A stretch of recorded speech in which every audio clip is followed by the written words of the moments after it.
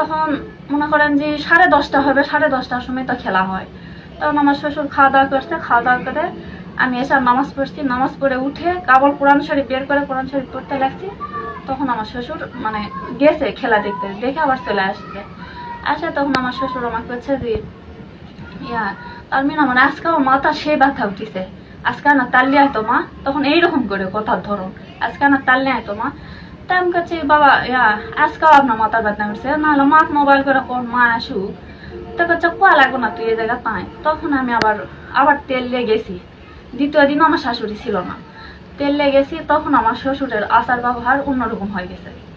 তখন আমার গায়ে হাত দিচ্ছে, এরকম পিঠে হাত দিয়ে টিপিচ্ছে, মানে এরকম করিচ্ছে। তখন আমি বলছি বাবা আপনি আমার সাথে এরকম করিচ্ছেন কেন? তখন আমার ঘাড়ে এই জায়গাতে এরকম গলা চিপে ধরে এই ঘাড়েতে এই জায়গা তখন মানে করছে, মুখ দিচ্ছে। তখন আমি করছি যে এইসব করিচ্ছেন কি জন্য বাবা আপনি?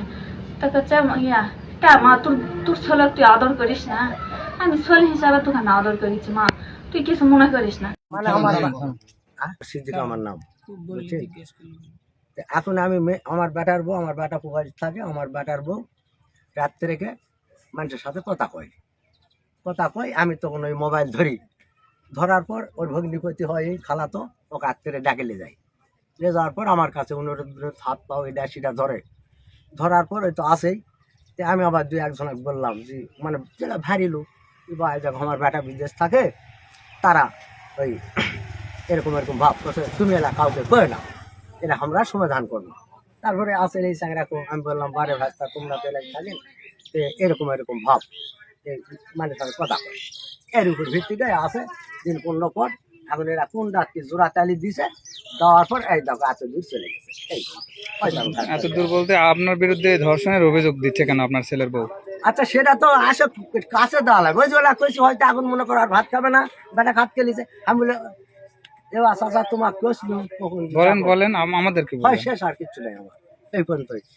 আমার সুমা খাচ্ছে, এটা করছে সেটা করছে, আমার স্বামী গেছে বিদেশ পড়াশি আছে। হ্যাঁ, এই কারণে কাজ করে এখন লাস্টে আমি বিদ্যালয় বলছি, এখানে বিদ্যালয় আছে, গ্রামের বিদ্যালয় আছে, বিদ্যালয় বলেছি। এবং ওই হলো ওই নম্বর বিচারকে দাও আমাকে কাজ করার খরচে, বুঝছেন? বিচার টিচার কিছু করেনি আজ পর্যন্ত। পর আবার এগো 18 কথা মারা যাবে। আপনার এই বক্কর সম্পূর্ণ বিষয় অস্বীকার করতেছে যে না এই ধরনের কোনো ঘটনা নয়। পুরা 3বার ধরা গেছে, 3বার একবার হাইমান হাত ধরা গেছে, মানে চিন্তা হাতাবাটি। তারপরে ওই সমনবর হাত ধরা গেছে একই এলাকা ওই আগে তো বকরি বুঝছেন?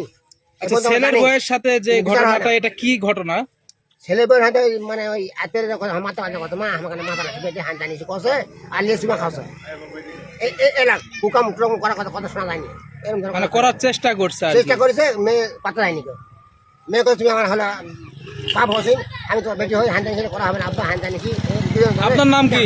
আমার নাম মোহাম্মদ খালেক। বাসা কোথায় আপনার? নামানুরপুর।